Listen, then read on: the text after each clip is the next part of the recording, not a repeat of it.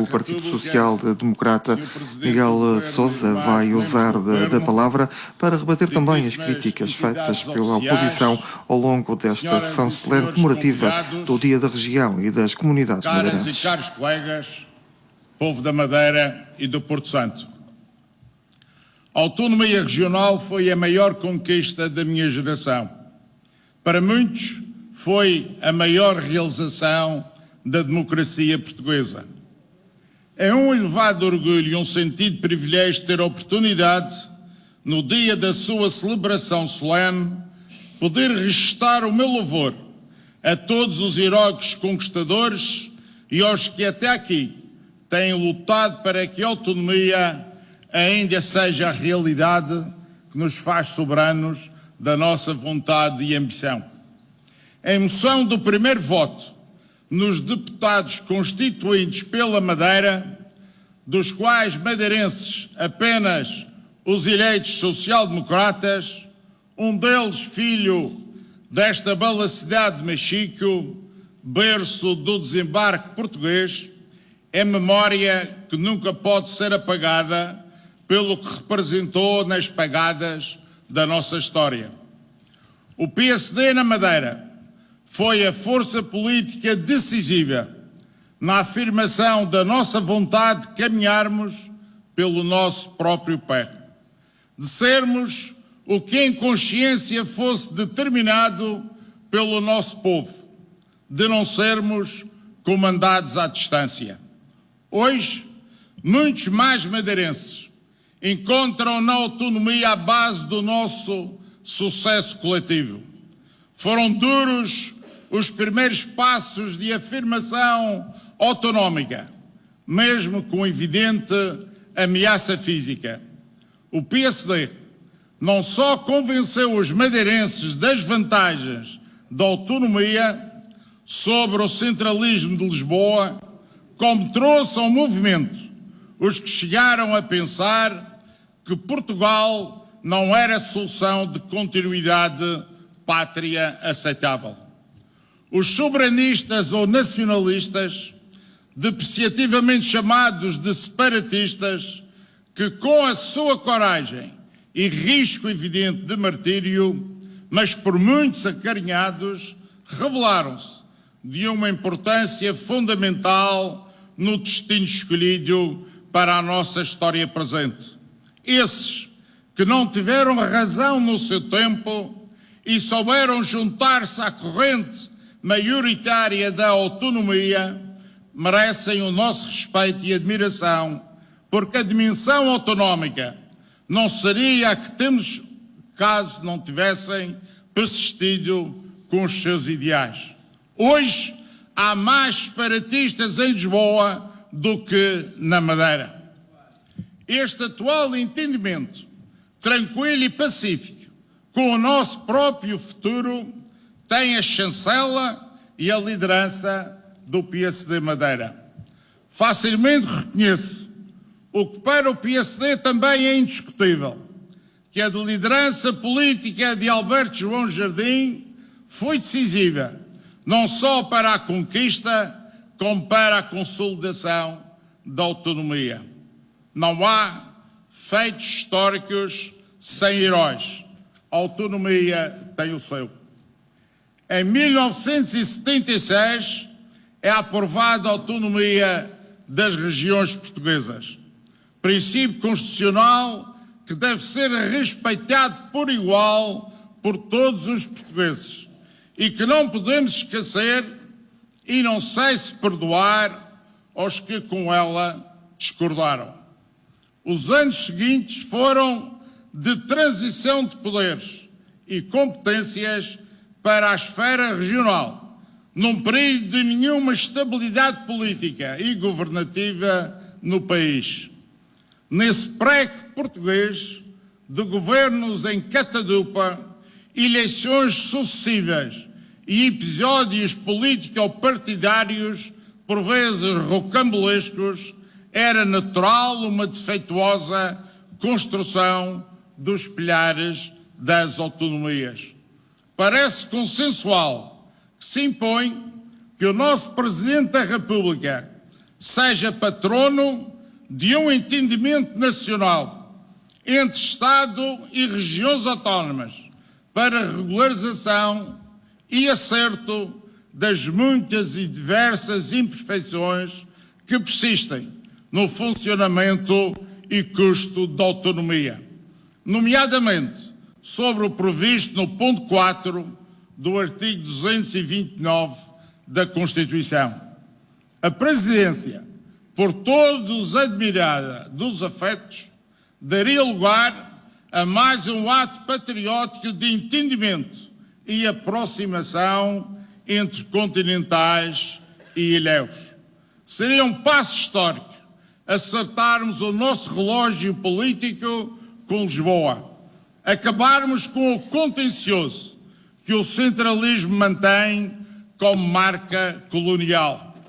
Desde logo, chama a atenção para o facto de as autonomias constituírem um custo de administração adicional que não existe no continente. Ou seja, na Madeira e nos Açores, temos de suportar um encargo extra, que é a gestão da autonomia. Ora, sendo esta uma obrigação constitucional, deve ser suportada pelo Estado e não unicamente pelos impostos pagos pelos madeirenses e açorianos. A Constituição não diz que a autonomia é um custo das próprias regiões autónomas, como não afirma que as autarquias são custo exclusivo dos seus munícipes. Não posso deixar de dar o exemplo da administração pública local. A transferência de competências do Estado para as autarquias é sempre acompanhada de almofadas financeiras compensatórias perfeitamente aceitáveis.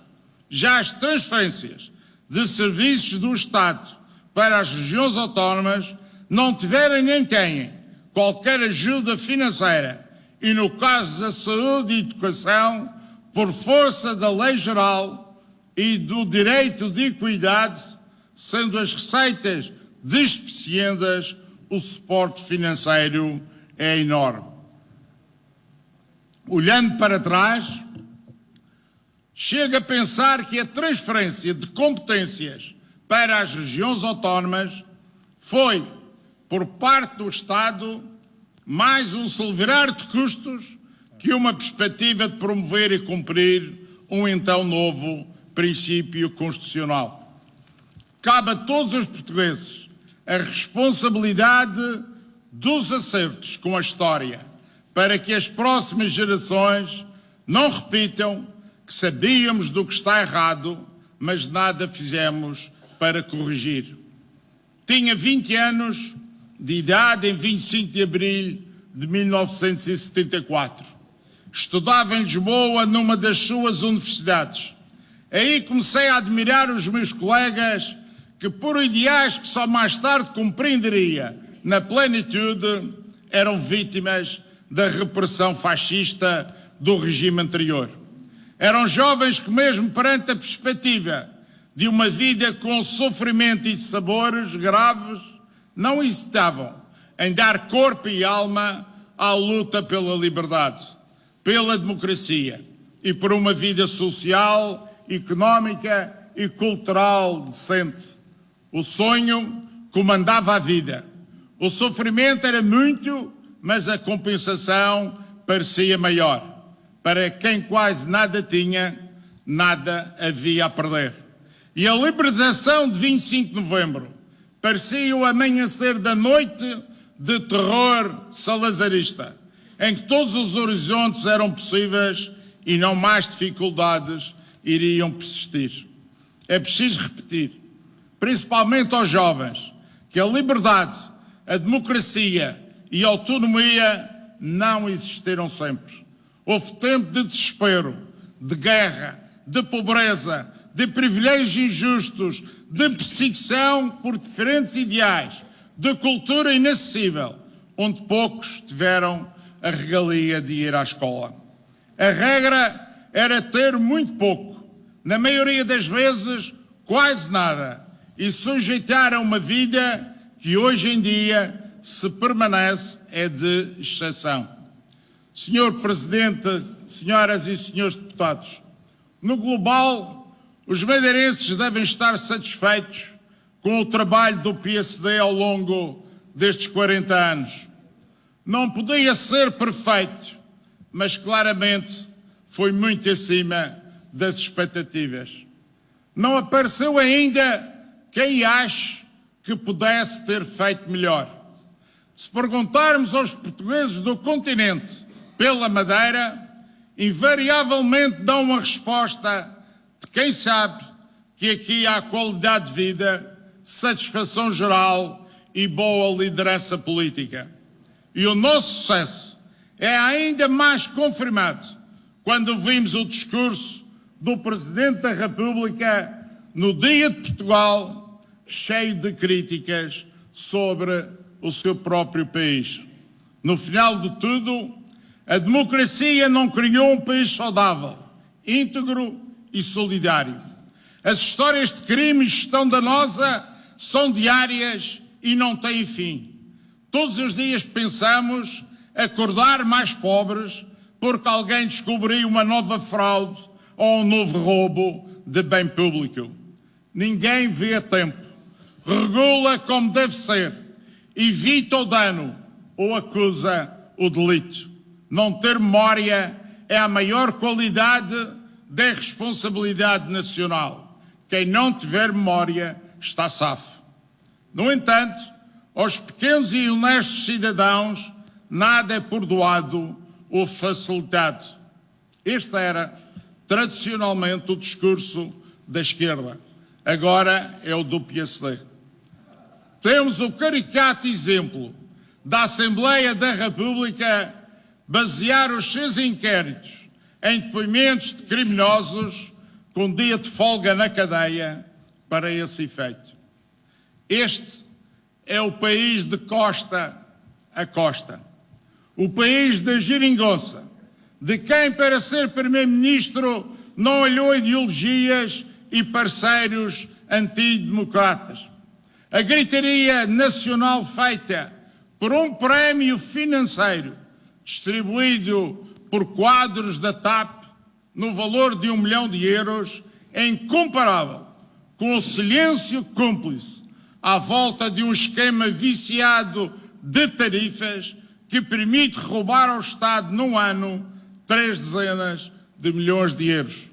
É evidente que todo este sistema fraudulento, contado em tom de telenovela importada, esconde eventuais benefícios que deviam ser investigados.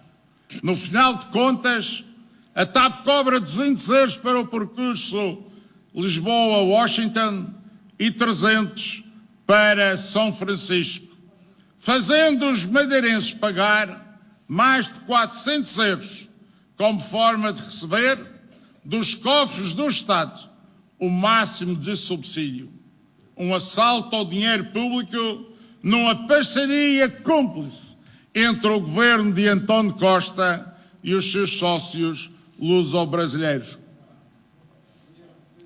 O Estado não só nada recebeu pela venda de metade da TAP, como ainda anda a pagar com dinheiro dos contribuintes 1/4 do prejuízo anual da TAP. Assim é bom ser empresário, desde que sócio do governo de Costa.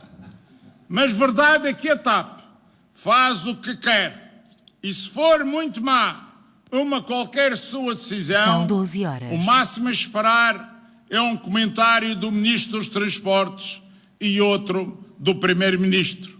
São dois inúteis que nada mandam, a não ser nas suas palavras ocas de responsabilidade. É este o Portugal onde vivemos. O país que parece não ter orgulho, nem comemora a sua primeira viagem de expansão além-mar.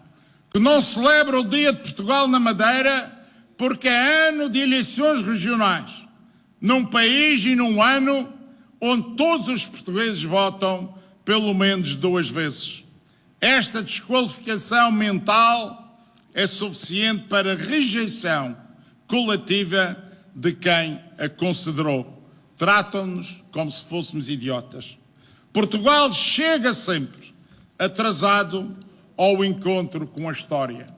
O dia de Portugal no Funchal será aos 602 anos de história portuguesa no arquipélago, porque a ser aos 601 anos de Porto Santo e 600 anos da Madeira, o PSD ganharia as eleições de 2019.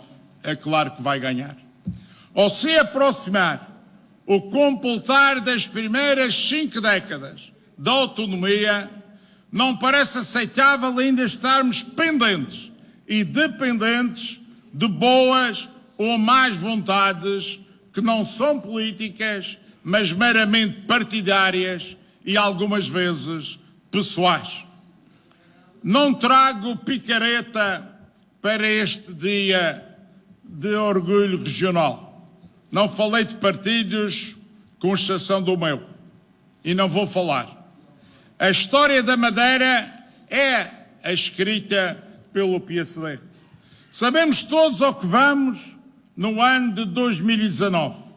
Não temos dúvidas do que queremos para Portugal e para a Madeira. Sabemos que temos um governo do PSD que cumpriu com o programa prometido, que soube contornar e dar solução aos imprevistos da governação, que teve a maior firmeza contra os arremessos de Lisboa.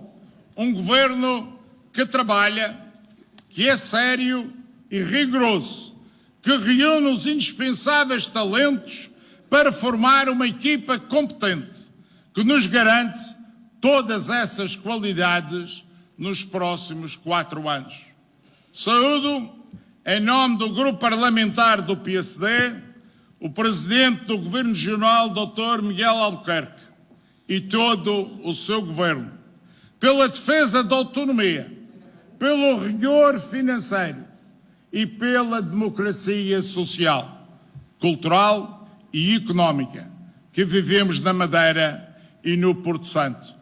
Um programa político para quem se propõe ser governo tem um rigor que não é acompanhado pelas promessas sem conta por quem sabe ir ser oposição e por isso tudo pode prometer. Ontem foram 100, para a semana há mais.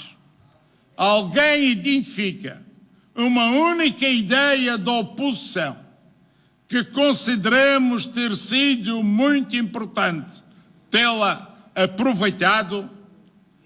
Permitam-me um comentário sobre um cartaz colocado por aí que diz coragem para mudar. É verdade. É preciso muita coragem e desprezo pela vida para querer mudar. O povo confiará, mais uma vez, nos seus melhores.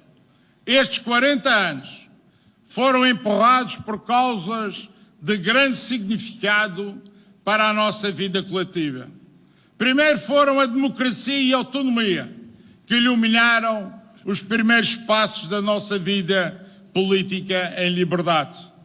Seguiu-se a tarefa ciclópica de iniciar um programa de desenvolvimento real que nos tirasse da pobreza e atraso em que vivia o nosso povo. Entretanto, surgia a integração na atual União Europeia, o que para muitos se revelava sobrevivência impossível. Acabámos sendo um exemplo de sucesso. A Zona Franca surpreendeu os mais incrédulos que a Madeira podia ter êxito em modelos inovadores de internacionalização. O aeroporto da Madeira tomou conta das nossas principais preocupações durante mais de uma década. Temos e vamos fazer mais, mexendo no que é essencial e adotando as causas que nunca por nós serão adiadas. Hoje lideramos um programa de modernização do setor da saúde, assumindo os deveres que são públicos e dando espaço ao complemento privado. A nossa saúde não é perfeita, mas é, sem dúvida, o melhor serviço a funcionar em Portugal. Motiva-nos, porque sem receitas tudo é mais difícil. A criação de um modelo fiscal adequado à dinâmica da economia da Madeira e do Porto Santo, e chamando empresas exteriores que venham aumentar a receita orçamental. São as bandeiras que seguem na frente dos movimentos.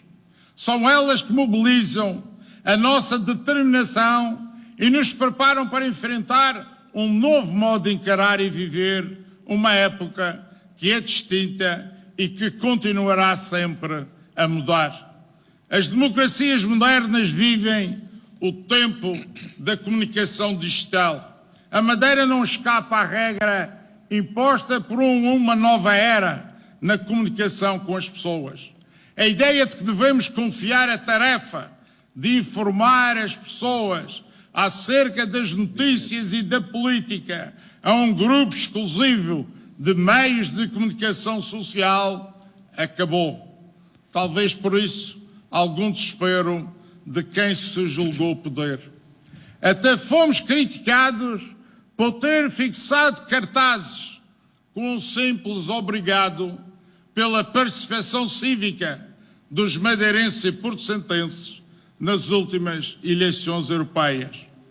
Não há dúvidas que as campanhas políticas estão irreconhecíveis. Já não somos eleitores anónimos. Hoje as ferramentas digitais captam o que fazemos e do que gostamos. São plataformas politicamente poderosas. É na internet que obtemos a grande parte da informação política. Não é melhor nem pior. É simplesmente diferente. E agora é assim. Temos de saber discernir o que tem substância e o que não tem. Hoje em dia sabemos que nem a internet, nem as redes sociais são inerentemente democratizantes. São ferramentas de comunicação profundamente poderosas que transformaram a política. A democracia tem de evoluir de forma a beneficiar da tecnologia digital, sem ser dirigida por ela, renovando a confiança das pessoas na eficácia dos sistemas políticos democráticos. Os jovens são os seus protagonistas mais assíduos. A sua participação na vida política é a maior cimenteira para a democracia. Outrora, não muito longe, o caminho de sentido único era o da imigração. Ainda me lembro do dia em que fui receber o meu primeiro passaporte para ir para Londres estudar. Tinha 16 anos e estava com o meu pai no Palácio de São Lourenço, numa sala repleta de jovens, com os seus pais, na expectativa de saberem se lhes ia caber a sorte de serem autorizados a emigrar.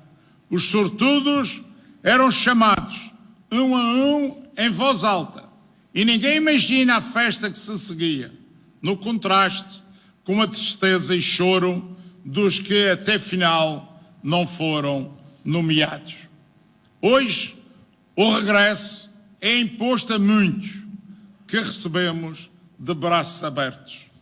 Afinal, o maior dos handicaps da Madeira é o reduzido número de residentes. Somos poucos para criar um mercado concorrencial que funcione em benefício de todos.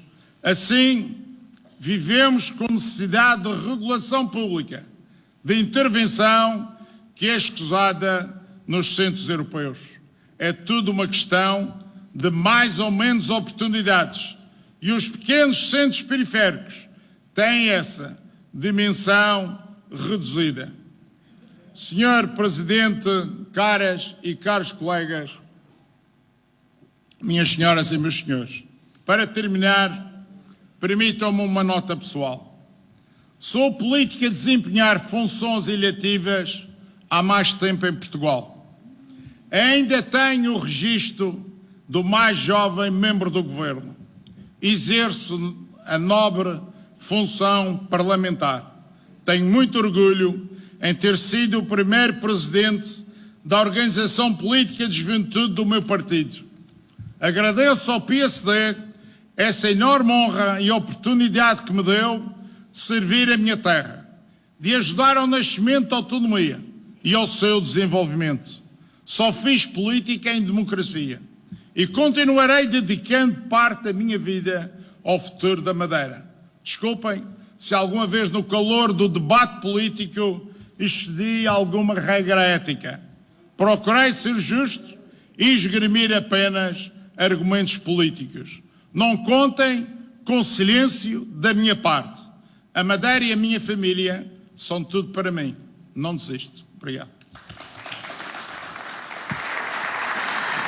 Miguel de Sousa, deputado do Partido Social Democrata, a pedir-te neste discurso a intervenção do Presidente da República